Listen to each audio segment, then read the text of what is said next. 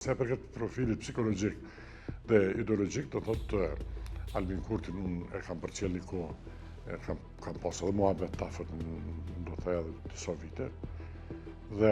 kam lexu, e kam përcjell, dhe Zoti Kurti është anti-imperialist i ekstremit të majt, me kuptim mbi gjitha anti-amerikanizmin, dhe ka bindje, do thotë ai, dhe një rreth i caktuar që i njerëzve, do thotë në literatura që lexojnë, diskursin që ka zhvillu dhe që e zhvillojnë, është, do thotë, se anti-imperializmi ka lloj-lloj rrymash ideologjike që quhet ajo fryma Seattle, të bimin Seattle, por ky i takon rrymës ekstreme të majt, do thotë që ajo nuk ndryshon, do thotë sepse ajo është bindje dhe ai këtë vazhdon ta mshef dhe e ka mshef prej kohës që vjen pushtet, duke di sentimentin e përgjithshëm të popullit